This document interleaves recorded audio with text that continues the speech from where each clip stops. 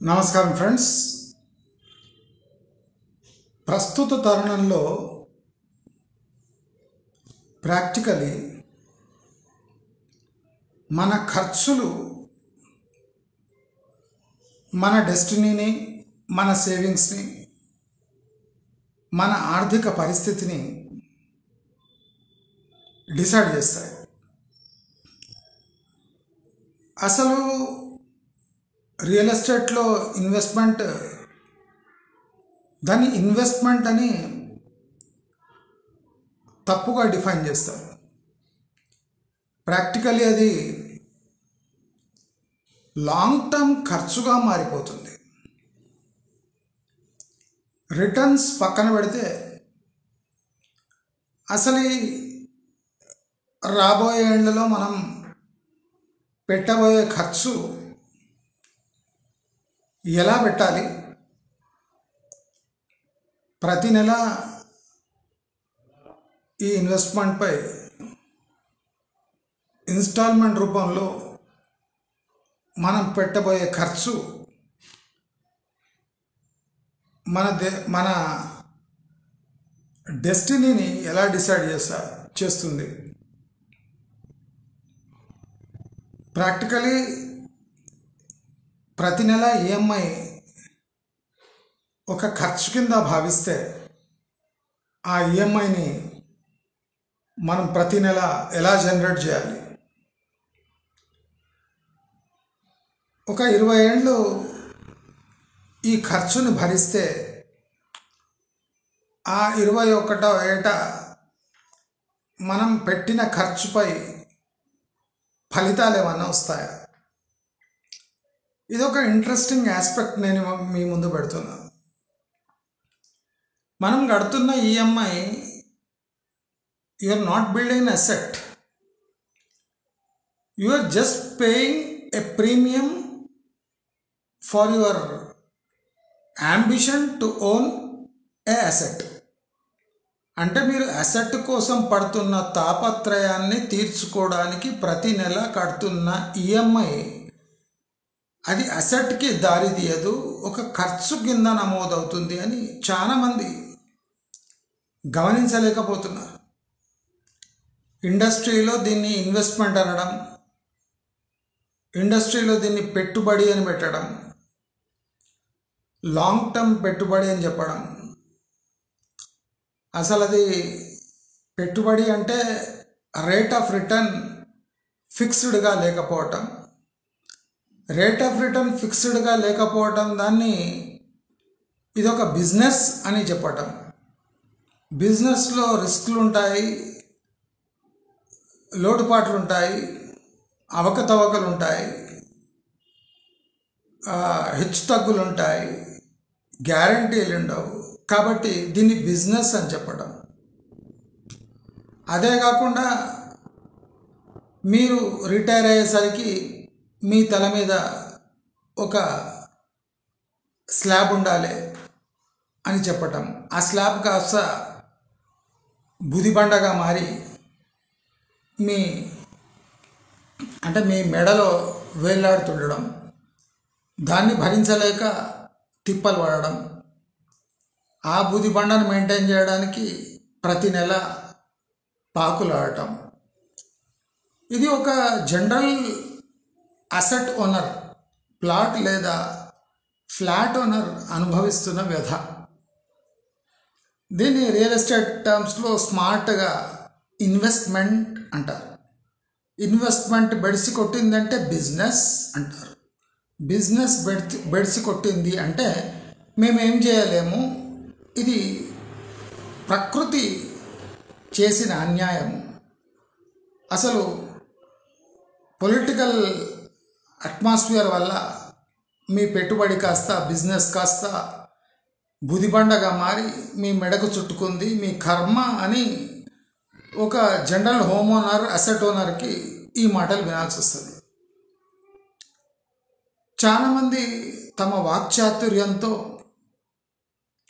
అసలు కళ్ళ ముందు డెవలప్మెంట్ జరుగుతుంటే మీరు ఒక నెగటివ్ యాటిట్యూడ్తోని ఎలా ఉంటారు? కళ్ళ ముందర జరుగుతుంది, అసలు కళ్ళ ముందరనే జరిగింది. మీ డ్రోన్ ఎగిరింది, అక్కడేం కనిపించలేదు. కిలోమీటర్ల వరకు ఏ డెవలప్మెంట్ జాడలేదు. మరి కండ్ల ముందర అది కూడా కనిపించింది. మీరు చెప్తున్నది కండ్ల ముందర ఇంకా కనిపించటం లేదు. అంటే మీరు 20 ఏళ్ల పగటి కలను మీరు ఇప్పుడే ఆవిష్కరింపజేసి దాన్ని అంటే తక్షణమే ఈ 20 ఏళ్ల పగటి కలను మీరు తక్షణమే కొనండి అన్నాడు. నేను 20 ఏళ్ల పగటి కళ అంటున్నా. చాలామంది పగటి కళ వస్తే అది నిజమవుతుంది అంటారు. మరి చాలామందికి వచ్చే కళ ఎటువంటిది, అది నిజమవుతుందా లేదా అనేది చాలా ఇంపార్టెంట్. నేను క్లియర్గా చెప్తున్నా. మీరే అంటారు that is real estate is business అంటారు. ప్రతి బిజినెస్లో ఒక ఎథిక్ ఉంటుంది. ఆ ఎథిక్కి ఒక ఫైనాన్షియల్ యాంగిల్ ఉంటుంది. దాంట్లో కొన్ని గ్యారంటీస్ ఉంటాయి. ఫైనాన్షియల్ ఎథిక్స్ లేక గ్యారంటీని నిలబెట్టుకోలేని వాళ్ళు ఏది ఖచ్చితంగా మాట్లాడకూడదు. ఇలా మాట్లాడితే దాన్ని బిట్రేయల్ అంటారు. ఇంగ్లీష్ అర్థమైతే చెప్తున్నా. దాన్ని బిట్రేయల్ అంటారు. అంటే మోసపూరితంగా నమ్మించి అంటే గొంతు కోయటాన్ని సెక్షన్ 420 కింద ఈ మోసాన్ని నమోదు చేస్తారు. కాబట్టి మీరు ఏదైనా ఖచ్చితంగా చెప్పగలిగితే అది మోసంగా మారక ముందు మీరు దాని గురించి ఏదైనా రెమెడీస్ చెప్పగలిగితే చాలా బాగుంటుంది. కానీ మీ కళ్ళ ముందర జరుగుతుంటే కూడా నమ్మని నెగటివ్ యాటిట్యూడ్ వాళ్ళని మనం ఏం చేయలేము అంట. నేనేమంటున్నా అంటే ఆదిబట్లలో కండ్ల ముందరే పెద్ద ఏరోస్పేస్ కంపెనీలు వచ్చినాయి. టాటా ఏరోస్పేస్ వచ్చింది, హెలికాప్టర్ మ్యానుఫ్యాక్చరింగ్ వచ్చింది, బోయింగ్ వాళ్ళది, అన్ని కండ్ల ముందర జరిగిపోయినాయి. ఇప్పుడు నాతో రండి, ఆదిబట్లల ప్లాట్ల పరిస్థితి ఏముంది, అక్కడ కట్టిన తొందరపాటుకు గురైన బిల్డర్ లాగా కట్టిన అపార్ట్మెంట్ల పరిస్థితి ఏముంది, అది విడిచిపెట్టండి. కాబోయే హైటెక్ సిటీ అని పెద్ద గోల్కొండ ఎగ్జిట్ పరిస్థితి ఏముంది, కాబోయే ఏరో సిటీ అన్న శంషాబాద్ పరిస్థితి ఏముంది. శంషాబాద్ అయితే ముసలిదైపోయింది కదా, మరి అక్కడ పలికిన పలుకులు ఏముండే. ఎయిర్పోర్ట్ రావటం వల్ల గజం ఏం లేదైనా అప్పటి కాలంలోనే 40-50 వేలు దాటిపోతుంది. మీరు జస్ట్ 5,000కి కొనండి, 50,000కి అమ్ముకోండి. ఇక ప్లేన్లో వచ్చి మీ ఇంటి ముందే ల్యాండ్ అవుతుంది. నాగార్జున అక్కడ ఉంటాడు, చిరంజీవి అక్కడ ఉంటాడు. ఇక తారలంతా ఎయిర్పోర్ట్ పక్కకే ఇండ్లు కట్టుకుంటారు, విల్లాలు కట్టుకుంటారు అని చెప్పి అమ్మి ఇప్పటికీ ఈ ఎయిర్లైన్స్ యొక్క శబ్దం పొల్యూషన్ తప్ప అక్కడ కొన్నోళ్లకు పెద్దగా ఒరిగింది ఏం లేదు. మరి కండ్ల ముందే కనిపించింది కదా ఎయిర్పోర్ట్. మరి ఎయిర్పోర్ట్ డెవలప్ ఎందుకు చేయలేకపోయింది ఆ రీజన్ని నేను ఖచ్చితంగా అడుగుతున్నా. కండ్ల ముందు జరుగుతుంటే గుడ్డి వాళ్ళలా మీరు చేస్తే నేనేం చేయలేను. నిజంగా మీరేం చేయలేరు. ఎందుకంటే మీరు చూస్తున్నది, మీరు అనుభవిస్తున్నది ఒక మేజ్ లాంటిది. అంటే అందమైన అబద్ధం యొక్క కళను మీరు నిజం అనుకొని 10 మందిని ట్రాప్ చేస్తున్నారు. నేను అదే చెప్తున్నా. నేనేమంటున్నా, ఫ్యూచర్ సిటీకి ఫ్యూచర్ లేదని కాదు, ఆ ఫ్యూచర్ సిటీకి 20 ఏళ్ల తర్వాత ఫ్యూచర్ ఉంది అని చెప్తున్నాను. నేను సింపుల్గా నేను ల్యాండ్ని డీప్రయారిటైజ్ చేయను. ఇప్పుడు మనం ఎక్కడనో కల్వకుర్తి లోపల పోయినా దానికి వాల్యూ ఉంటుంది అగ్రికల్చర్ ల్యాండ్కి. దానిపై వ్యవసాయం చేస్తే రాబడి ద్వారా మనం ఆర్థికంగా ఎదగొచ్చు, ప్రాబ్లం ఏం లేదు. నాకు ల్యాండ్తోనే డిస్ప్యూట్స్ లేదు. Value of land is my top priority. మీరేం వాల్యూ డిక్లేర్ చేసి దాన్ని ఆ వాల్యూని మీరు ప్రచారం చేస్తుండ్రో దాంతో నాకు డిస్ప్యూట్ ఉంది, డెఫినెట్లీ డిస్ప్యూట్ ఉంది. ఫ్యూచర్ సిటీ అంటే ఏమి? ఒక మనిషి యొక్క పగటి కళ వితౌట్ ఎనీ లాజిక్. ఏ మనిషి అయినా కానివ్వండి, కేటీఆర్గా కలలు కన్న వెస్ట్ హైదరాబాద్ కానివ్వండి, లేదా ప్రస్తుత ముఖ్యమంత్రి కలలు కన్నా ఈ హైదరాబాద్ కానివ్వండి, లేదా చంద్రబాబు నాయుడు కలలు కన్నా శంషాబాద్ కానివ్వండి, ఏదైనా పగటి కలే. దాని వాల్యూ మీరు ఎలా డిరైవ్ చేశారు? నేను ఒక సింపుల్ క్వశ్చన్ అడుగుతున్నా. ఇప్పుడు ఫ్యూచర్ సిటీలో 15,000 గజము ఎందుకు ఇవ్వాలి? ఆది బట్ల ఇప్పుడు గజం ఎంత నడుస్తుంది? కొంగర్ కలాన్లా ప్రాక్టికలీ ఎవడని ఉంటే 15,000 లేదా 20-30,000 ఎలా రియలైజ్ చేసుకుంటాడు? కందుకూరులో 30,000 గజం పెట్టి కొంటే అక్కడ ఒక కమర్షియల్ ఎస్టాబ్లిష్మెంట్ చేస్తే ఆయనకు వచ్చే రెంట్ ఎంత? అంటే 100 గజాలు 30 లక్షలు వేసి కందుకూరులో కొంటే ప్రతి నెల వడ్డీ ఎంత అవుతుంది? మీరే చెప్పండి. 30 లక్షలు పెడితే 50,000-60,000 కిరాయి వస్తుందా? 50,000 కిరాయి వస్తుందా? కందుకూరులో 30 లక్షలు పెడితే మీరు 100 గజాల ప్లాట్ వస్తా అంటారు. దాని మీద కన్స్ట్రక్షన్ చేయడానికి ఇంకో 5-6 లక్షలు 10 లక్షలు పెడతారు. పెడితే మీకు ప్రతి నెల రాబడి 50,000 వస్తుందా? 30,000 అన్న వస్తుందా? రాదు. మరి ఈ 30 లక్షల పెట్టుబడిని మీరు ఎలా సమర్థించుకుంటారు అని నేను టెక్నికల్గా అడుగుతున్నాను. నేను పెద్ద ఇల్లాజికల్ క్వశ్చన్స్ ఏమే, సింపుల్ లాజిక్ కాక 5వ క్లాస్ లెక్కలేస్తేనే మీరు పరేషాన్ అయిపోయి కండ్ల ముందర కనిపిస్తుంటే కూడా వాళ్ళని ఏం చేయలేము మనం. అది ఏం చేయలేము కాదు, చేయాలేమన్నా. ఇప్పుడు నేను అడుగుతున్న ప్రశ్న, దానికి జవాబు ధీటుగా ఇవ్వాలి. ముఖం మాడు వలిగేటట్టు నాకు జవాబు ఇవ్వాలి. అర్థమైందా? అంతేగాని మేము కండ్ల ముందర నేను చెప్తాను, నేను లాజిక్ చెప్తాను. మనము క్లియర్గా ఒక 2 years బ్యాక్, 2.5 years బ్యాక్ మనము వెస్ట్ హైదరాబాద్లో HMDAలో ఒక షకీలా ఆక్షన్ జరిగింది. శంకర్పల్లి దగ్గర షకీలా అని ఒక ఏరియా ఉంది. ఆ షకీలా అలా ఆక్షన్ జరిగింది. అప్పుడు ఆ షకీలా లేఅవుట్లో, HMDA షకీలా లేఅవుట్లో ₹1,00,000 గజం పలికి. అయితే ఇప్పుడు కూడా దాంట్లో డ్రోన్ ఇమేజెస్ ఉన్నాయి. అంటే లేటెస్ట్ డ్రోన్ ఇమేజెస్ ఉన్నాయి. 60-40 రేషియోలో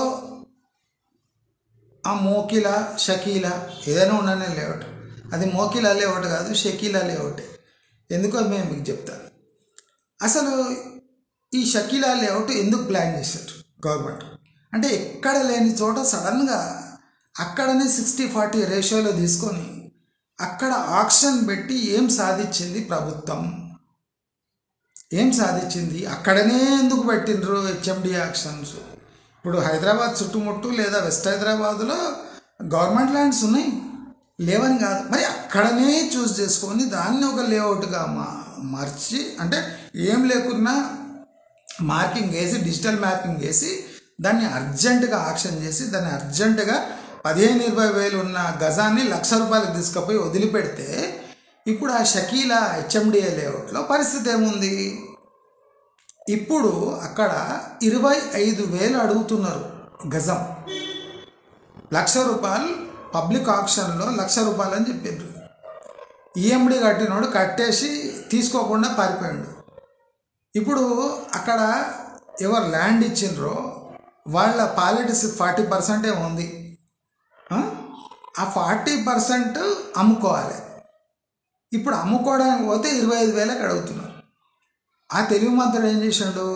ఆక్షన్లో ఫస్ట్ ఆక్షన్ పోని మస్తు రేట్ వస్తుంది, ఆ ఆక్షన్ తర్వాత నా పాలు నేను అమ్ముకుంటా అనుకున్నాడు సన్నాసి. అంటే అప్పుడు ట్రెండ్ అట్లుండే. 1,00,000కు గవర్నమెంట్ ఆక్షన్లో 1,00,000 పోతే నేను ఇంకో 2-3 ఏళ్ళు ఆగితే నాకు ఈజీగా 1,50,000-2 లక్షలు వస్తాయి అనుకున్నాడు సన్నాసి. అందుకోసం వాడు అప్పుడు పాల్గొనలే. ఇప్పుడు అమ్ముకోవడానికి ట్రై చేస్తాం. ఇది HMDA షకీలా లేఅవుట్. ఎందుకు షకీలా లేఅవుట్ అంటుంటా అంటే మనకు తెలుసు కదా, షకీలా కొద్దిగా ఇట్లా అనగానే అందరూ అని పోతారు. అట్లనే పోయారు. మొన్న మన కేఫ్ ఓపెన్ అయింది కదా వెస్ట్ హైదరాబాద్లో, ఇది నీలోఫర్ ఓపెన్ కాగానే మన యూట్యూబర్స్ అంతా బికారిగాండ్లాగా ఎట్లా లోపల పోయారు. అంటే ఎన్నడూ టీ తాగిన బడపల్లా లాగా అట్లనే ఆ షకీల్ ఆక్షన్లో వీళ్ళందరూ పోయి ₹1,00,000 తీసుకుపోయి ఎండి చేసిండ్రు. ఈఎండి డిపాజిట్లు కట్టి దాన్ని కైవసం చేసుకోలేదు, అట్లనే రోడ్డుకి ఇడిచిపెట్టిండు. ఇప్పుడు ఆ 40% స్టేక్ ఉన్న ఓనర్ అమ్ముకోవడానికి ట్రై చేస్తే 25,000కి అడుగుతుండ్రు. అసలు 25,000 ఎందుకు అలా ₹1,00,000 పోయింది, నాకు 80,000 అని ఏంటంటే దానికి కనెక్టివిటీ, మెయిన్ రోడ్ కనెక్టివిటీ లేదట. ఆ కనెక్టివిటీ లేకుండా నువ్వు హెచ్ఎండిఏ లేఅవుట్ చేసి ఎట్లా అమ్ముతావు? ముందే మోకిల దాంట్లో గవర్నమెంట్ దాన్ని షకీలా లేఅవుట్ చేసింది, అంటే ఊరిచ్చింది. అర్థమైందా? ఆ ఊరిచ్చిన లేఅవుట్కి మీరు దాన్ని రిగ్గింగ్ చేసి 1,00,000 తీసుకపోయారు. ఇప్పుడు అదే 40% స్టేక్ ఉన్న ల్యాండ్ ఓనర్ అమ్ముకోవడానికి పోతే 35,000, 30,000, 25,000 కాదు అడుగుతున్నారు.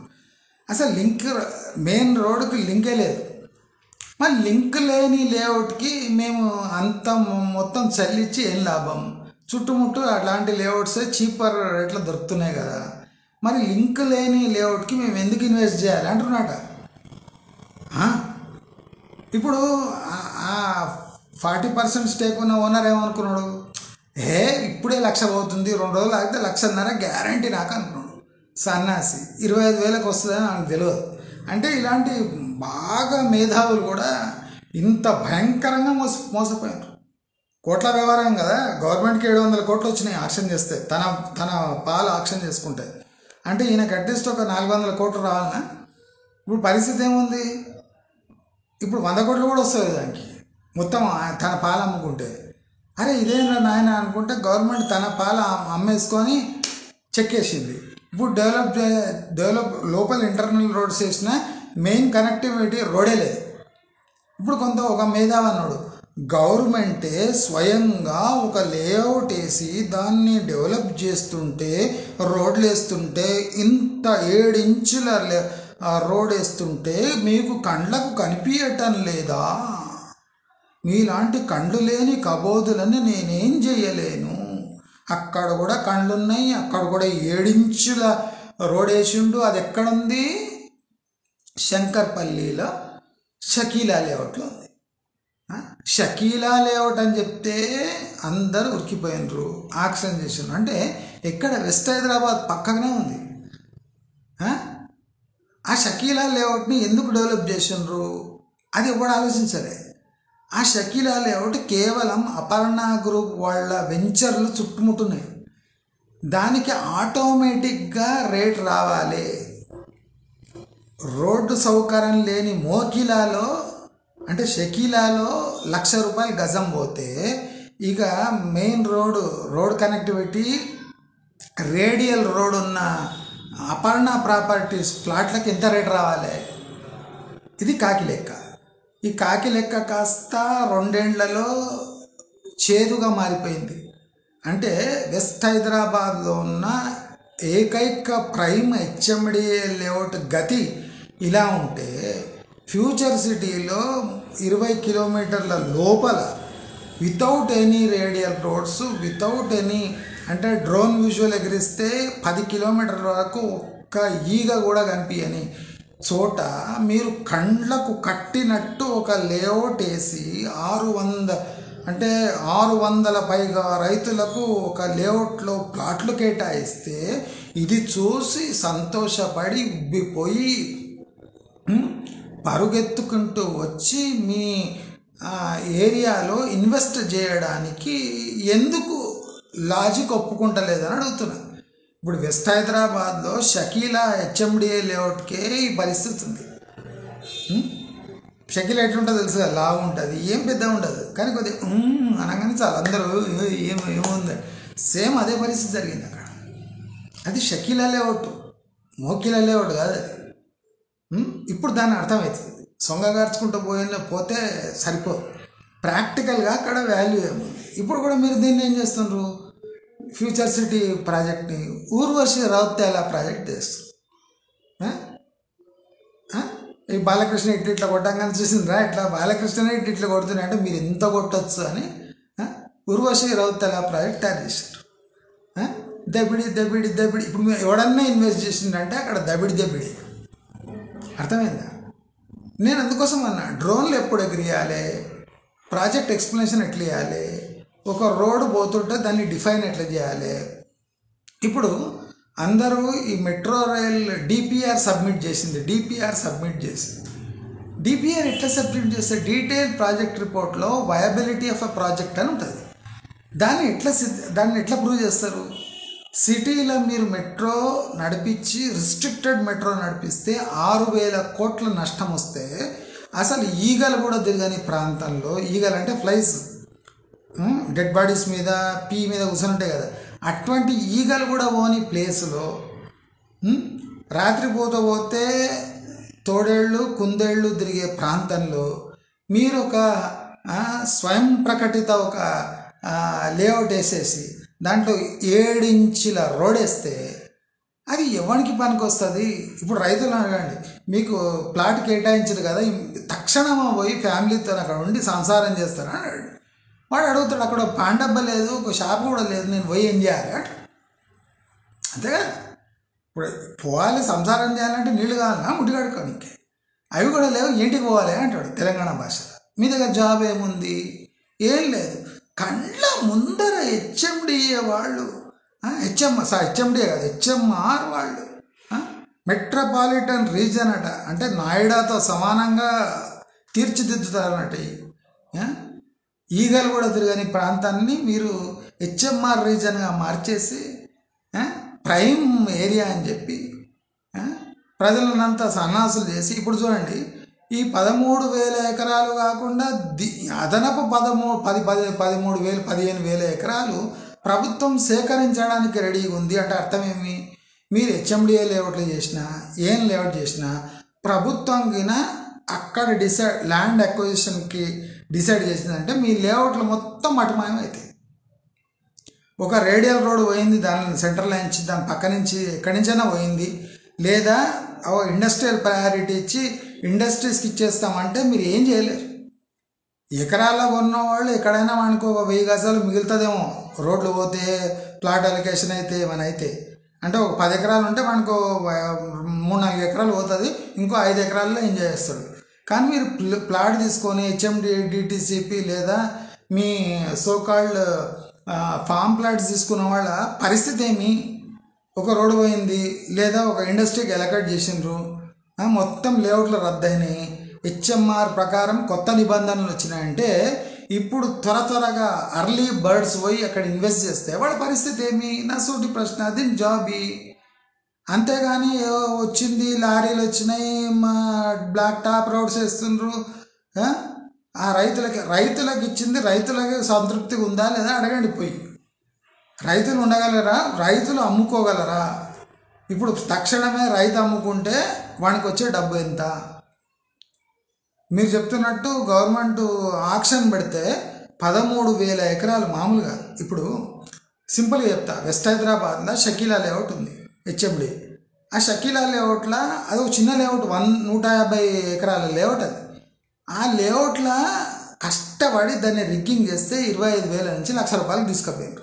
ఆ ఈఎండి ఇడిచిపెట్టుకొని వెళ్ళిపోయారు. మళ్ళీ 15,000 ఎకరాలలో మీరు గిన ఆక్షన్ పెడితే ఎన్ని ఎకరాలలో ఆక్షన్ పెడతారు, దాని ప్రాపర్టీ ప్రైస్ ఎంత వస్తుంది మీరు యావరేజ్ చూసుకోండి. ఇప్పుడు మీరు స్వయం ప్రకటిత 15,000 గజం కన్నా తక్కువ వస్తే ఏం చేస్తారు ఆక్షన్లో?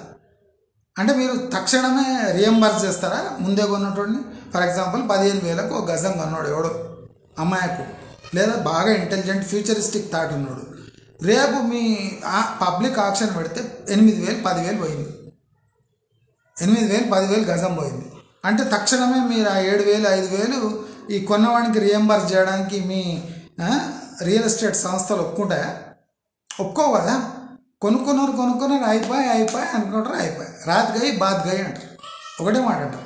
మరి ఇలాంటి అంటే మీకే గ్యారంటీ లేని విషయాల్లో అంత ఖచ్చితంగా మాట్లాడి మీ లేఅవుట్లు మోకిలా షకీలా లేఅవుట్ల కన్నా పెద్ద లేఅవుట్ అయితే కాదు కదా, వెస్ట్ హైదరాబాద్ అయితే కాదు కదా, ఇది వర్స్ట్ హైదరాబాద్. ఇది వర్స్ట్ హైదరాబాద్ని మేము ఫ్యూచర్లో వెస్ట్ హైదరాబాద్ చేస్తా అంటున్నారు. అది అవుతుందా లేదా కథ వేరే. నేను క్లియర్గా చెప్తున్నా, పొలిటికలీ సెన్సిటివ్ ఏరియా ఇప్పుడు. అది అంత జోకులు కాదు, ఎవడొచ్చినా పోయినా అది అవుతుంది, అవేం లేదు, అవన్నీ నడవబిడ. అర్థమైందా? ఇవన్నీ నేను కండ్లారా ఎవరు చీఫ్ మినిస్టర్ వచ్చినాడు అట్లా ఉండదు. అది డెఫినెట్లీ ఎఫెక్ట్ అవుతుంది. రాబోయే రాజకీయ పరిణామాలు పక్కకు పెట్టండి. ఎకనామికలీ హైదరాబాద్ ఇప్పుడు 5 లక్షల ఫ్లాట్ వెస్ట్ హైదరాబాద్లో అమ్ముడు పోకపోతే దాని ఎఫెక్ట్ ఈ వెస్ట్ హైదరాబాద్పై ఉంటుంది. వెస్ట్ హైదరాబాదే వేస్ట్ అయిపోయింది, ఇక వెస్ట్ హైదరాబాద్ వేస్ట్ అవుతుంది. కానీ ఇది పెద్దగా డెవలప్ కాదని నేను ఇప్పుడు చెప్తున్నా. ఇప్పుడున్న సిచ్యువేషన్ ప్రకారం మీరు చెప్తున్న 15,000 పర్ యార్డ్ అనేది జస్ట్ ఇమాజినేషన్ మాత్రమే. అంటే మీ ఊహాలోకంలో తేలుకుంటా 10 మందిని ఆ ఊహాలోకంలో తేలిచ్చి లాస్ట్కు ఆక్షన్ అయినాక వీణ మీటింగ్ అనుకోండి, ఓణి అన్నారు అనుకోండి, అప్పుడు ఆ తీగలు ఉండవు, మీరు ఉండరు. ఎందుకంటే మీరు 15,000, 18,000, 20,000 కందుకూరులో 30,000 అమ్ముకున్నాడు. కందుకూరులో 30,000 కాస్త 10 కిలోమీటర్లు పోగానే మీకు కడతాల దగ్గర 10,000 అట. 30,000 కాస్త 10 కిలోమీటర్లు పోతే 10,000 ఎట్లయితుంది? ఏదైనా లాజిక్ ఉండదు. నేను ఒప్పుకుంటా కందుకూరు బాగుంది, నేను లేదన్నాను. కందుకూరులో 30 లక్షలు పెట్టి 100 గజాలు కొంటే దానిపై రాబడి ఎంత వస్తుంది వడ్డీ లెక్కల ప్రకారం మీరు చెప్పేసేయండి, మేము కూడా పక్కకు జరిగిపోతాం. అంతేగాని కండ్లారా నేను చూపిస్తుంటే మీరు గుడ్డోళ్ళలా వ్యవహరిస్తే ఇప్పుడు మోకిలో చూపిస్తున్నా షకీలా లేఅవుట్. ఆ షకీలా లేఅవుట్ ఓనర్ ఉన్నాడు కదా, 40% స్టేక్ హోల్డర్, ఆయన పోయి అడగండి, మరి ఏమి సార్ మీరు మరి 80 లక్షలు 1,50,000కి అమ్ముకున్నారా మీరు మీ వాటా అని అడగండి. వానికి తిక్క రేగి ఒళ్ళు మండిపోతుంది. ప్రభుత్వం ఏమో 700 కోట్లు జేబులు వేసుకొని వెళ్ళిపోయింది, వీడేమో రోడ్లు చూసుకుంటూ కూర్చుంటాడు, చెట్లు నరుక్కుంటా సపాటు చేసి పెడుతుండు. ఎప్పుడు నా ప్లాట్లో పోతాయి 1,50,000కు నేను ఎప్పుడు పైసలు ఫస్ట్ ఏమో ఈ దేహంగా వచ్చి అనుకున్నాడు, ఇప్పుడు వేస్తలేదు. ఏం చేయాలి? ఫస్ట్ ఏమనుకున్నాడు, మనది షకీలా ప్రాపర్టీ, వస్తారు జనాలు, లోపల గుంజేసి డోర్ వేసేస్తే అయిపోయింది అనుకున్నాడు. వచ్చారు జనాలు, షకీలా లేవటాన్ని వచ్చిండ్రు. లోపల పోయినాక అవుతుందా మరి ఏం చేయబట్టు అర్థమైందా? వెస్ట్ హైదరాబాద్లోనే ఇంత ట్రై చేసి ఆ అపర్ణ ప్రాపర్టీస్ కోసం ఒక హెచ్ఎండి లేఅవుట్ తయారు చేసి దాన్ని రిగ్డ్ యాక్షన్గా చేసి దాన్ని 1,00,000కి తీసుకపోతే మళ్ళీ తొస్సుమని జారి 25,000కి వచ్చింది. కళ్ళ ముందే జరిగింది. ఇది కూడా కళ్ళ ముందే చూపిస్తున్న యాక్షన్ అయితే 1,00,000 రూపాయలు అంటే నమ్ముతలేరు అన్నాడు అప్పుడు. ఎకనామిక్స్ అట్లా వర్క్ కాదండి. ఎకనామిక్స్ ఎడ్యుకేటెడ్ పర్సన్ ఉంటాడు కదా, వాడు నమ్ముతాడు. లేకపోతే ఈ కాకి లెక్కలు నీలోఫర్ కెఫేలా, అరే 150 రూపాయలు ఎందుకు పెట్టాలి టీకి, బన్నుకు 75 రూపాయలు ఎందుకు పెట్టాలని ఆలోచించాలి. మొత్తం బీకారి మూట కొట్టి షటర్ తీయంగానే గలీజ్ జంగ్లీగాండ్లలాగా లోపల అవుతారు. ఐకియాలో కూడా అట్లనే పోయారు. ఐకియా షటర్ ఎత్తంగానే లోపల అవుతారు. మిడ్-నైట్ బిర్యానీ అనగానే లోపల అవుతారు. ఏంద్రా ఇది గలీజ్ జంగ్లీగాండ్లలాగా. నీలోఫర్ కెఫేలో 150 రూపాయలు ఎందుకు పెట్టాలి గజం కదా, 150 రూపాయలు ఎందుకు పెట్టాలి భయ్? ఒక కప్పు టీ అంటే గజం లెక్క పెట్టుకో, గజంకు 150 ఎందుకు పెట్టాలి? బయట 10 రూపాయలు 15 బ్లూసీలో 30 రూపాయలకే దొరుకుతుంది. గదే లేఅవుట్లా గదే కప్పు టీ. మరి నీ కాడ 150 ఎందుకు పెట్టాలి అంటే నేను వెస్ట్ హైదరాబాద్లో ఎవరి కోసం పుణ్యం కోసం పెడుతున్నాం. జంగ్లీగాండ్లలో మన వాళ్ళంతా కెమెరాలు పోయి ఎన్నడూ టీ తాగినట్టు జంగ్లీగాండ్లో వేస్తారు సేమ్. ఇదొక షకీలా టీ పాయింట్, అక్కడొక షకీలా లేఅవుట్. ఇప్పుడు వెస్ట్ హైదరాబాద్లోమో ఉర్వశి రౌతేలా లేఅవుట్ పెట్టిండ్రు. దబిడి అని కానీ అందరు అబ్బా ఇట్లే ఉంటుందేమో, మనం ప్లాట్ కొంటే ఇట్లా ఉంటుందేమో, మనం కూడా ఇట్లా అనొచ్చు అని కొంతమంది పోతున్నారు.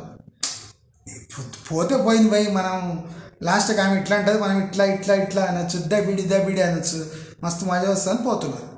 నేనేమంటున్నా అంటే దానికి లాజిక్ ఇవ్వండి. అది లాస్ట్కు ఉర్వశి రౌతేలా అవుతుందా, లాస్ట్కి మళ్ళీ షకీల్ అవుతుందా? మీరే ఆలోచించాలి. నేను ఇంత క్లియర్ కట్గా చెప్తున్నా, ఇది ఏం గలీజ్ కాదు, నిజంగా చెప్తున్నా. ఇప్పుడు అందరూ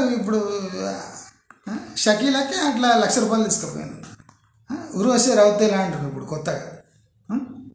ఇప్పుడు వాళ్ళు కొంటారు, అయిపోయి దబిడి అవుతుంది. ఆయనకి ఎవరు రెస్పాన్సిబుల్?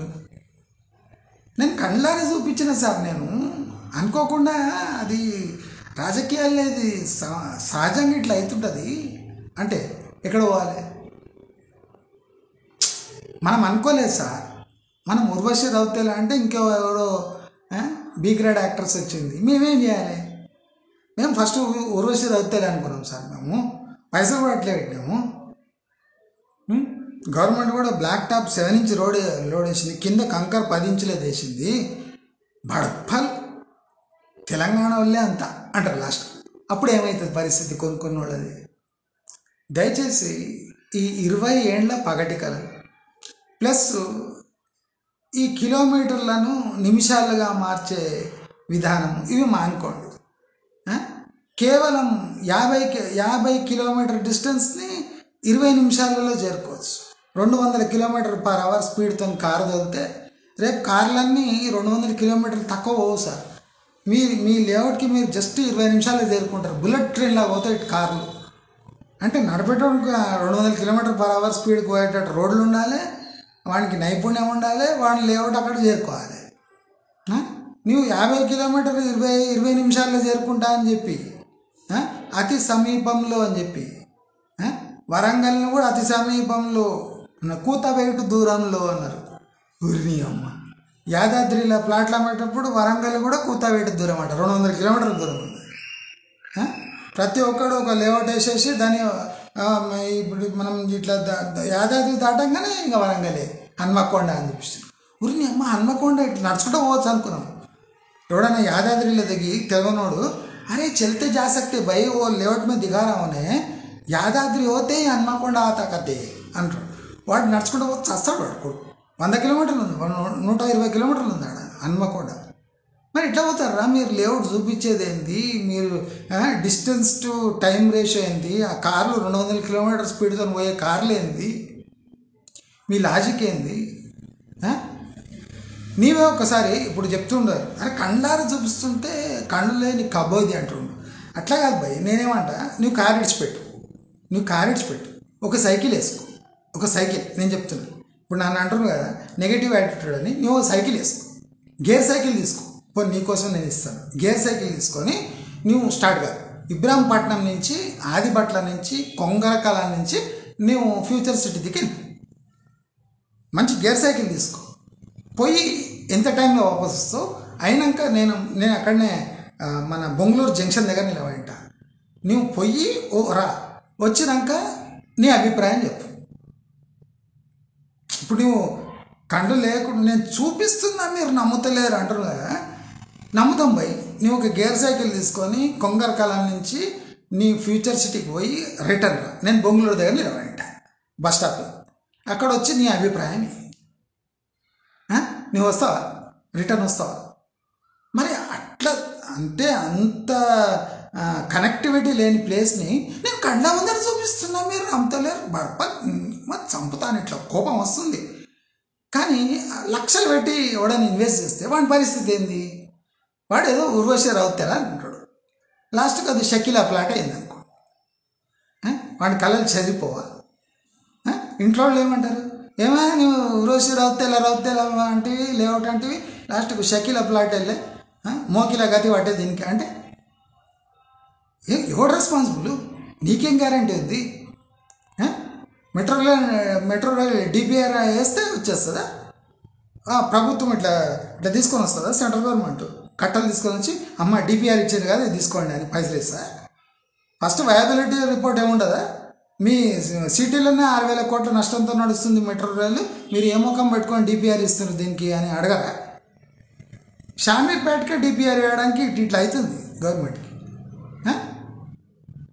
మీ డిపిఆర్ ఇట్లా ఇవ్వగానే రండి బాబు రండి, మీ డిపిఆర్ తీసుకొని క్యాష్ తీసుకొని వెళ్ళిపోండి అంటాడా? ఏం మాట్లాడతారా అసలు? For example me real estate ఫామ్లో ఏం జరుగుతుంది మీకు తెలుసా? అసలు రియల్ ఎస్టేట్ ఇండస్ట్రీలో మీకు ఏం జరుగుతుందో తెలుసా? ట్రంప్ రావడంతో మన ఈ రియల్ ఎస్టేట్ దిశ మారనుందా? అది యూజ్లెస్ ఫెలోస్. ట్రంప్ అనేది ఒక బ్రాండ్ అమ్ముడు పోతుంది కానీ మీ బిల్డింగ్ అమ్ముడు పోతలేదని మీకు బ్రెయిన్ లేదు. ట్రంప్ బిల్డింగ్ అమ్ముడు పోతుంది కానీ అలాంటి బిల్డింగే నువ్వు పక్కకు కడితే ఎవరు కుక్కలు కూడా ముట్టావు దేకవు. ఎందుకు? అక్కడ బ్రాండ్ అమ్ముడు పోతుంది. నీవేమన్నావు? మా అపర్ణ మా రాజపుష్పాలే పెద్ద బ్రాండ్ అనుకుంటారు. కాదు, ట్రంప్ అనేది ఒక నేమ్ బోర్డు పెట్టి వాడు 10-20 అంతస్తులు అటు నీ కళ్ళ ముందరనే నీ గోచూడగా తీసి అమ్ముకొని వెళ్ళిపోతాడు. ట్రంప్కి వస్తుంది, వీళ్ళ వాటా వీళ్ళకి వస్తుంది. నువ్వు అట్టనే 50 అంతస్తుల మీద నువ్వు బ్రెజిల్లో ఒక స్టాచ్యూ ఉంది కదా, అట్లా నిలబడి కొండ మీద. అంటే ఇలాంటివి కూడా మీరు ఇమాజిన్ చేయలేక అయ్యగారులు అనేది పంతులు అనేది, మేము అయ్యగారులమే పంతులమే, అందుకోసం అంత బ్రెయిన్ ఉంది. మేము అయ్యగారులు పంతులు కాకపోతే మీలాగానే షకీల్ అని ఊర్వశి రౌతలే చేశాడు, ఊర్వశి రౌతలే అని షకీల్ చేస్తే అందరినీ దబిడి అని మీరు కూడా ఇట్లా గుద్దొచ్చు అనగానే అందరు అట్లే అనుకొని ప్లాట్లు కొన్నారు అనుకోండి. రేపు వాళ్ళ పరిస్థితి ఏంది? కాబట్టి నేను చెప్పేది ఒకటే, 20 ఏండ్ల పగటి కళలను మీరు కానండి, ప్రజలను కనేటట్టు చేయకండి. అర్థమైందా? దానికి ఒక ఊపు వస్తుంది, దానికి ఒక ప్రాక్టికాలిటీ వచ్చినప్పుడు ప్రజలు ఆటోమేటిక్గా కొంటారు. మీరు చెప్పే అవసరం లేదు, మీరు ఇట్లా పండు వరికి వీణ్ణి అనే అవసరం లేదు. మీరు పంతులు అయ్యగారులు అనేటి అవసరం లేదు. పంతులు అయ్యగారులు వచ్చి ఒక వీడియో చేస్తున్నంటే మీ రియల్ ఎస్టేట్ దౌర్భాగ్యం చూడండి ఎట్లుంది. మరి మీరు కిలోమీటర్లను నిమిషాలను కన్వర్ట్ చేసి నిమిషాలను కిలోమీటర్ల కన్వర్ట్ చేయలేక చూపించలేక ఇబ్బంది పడే సిచ్యువేషన్ మీకే ఉన్నప్పుడు 10 మందిని మభ్యపెట్టొద్దు అని నేను సింపుల్గా సూచిస్తూ, మీరు ఆ మోకిలాలో జరిగిన హెచ్ఎండిఏ ఆక్షన్ని ఒక రెడ్ ఫ్లాగ్గా, ఒక దిక్సూచిగా తీసుకొని ఇప్పుడు దాని పరిస్థితి ఎలా ఉందో, అక్కడ అడుగుతున్న రేట్లు, అక్కడ కనెక్టివిటీ 3 సంవత్సరాల తర్వాత కూడా ఒక మెయిన్ రోడ్ కనెక్టివిటీ లేని దౌర్భాగ్యపు స్థితి ఆ మోకిలా హెచ్ఎండిఏ ఆక్షన్ ప్రాపర్టీ ఎందుకు అనుభవిస్తుందో అని ఒక్కసారి ఆలోచించి మీరు ఎలాంటి వీడియోస్ చేసినా నాకు అభ్యంతరం లేదని తెలుపుతూ నమస్కారం.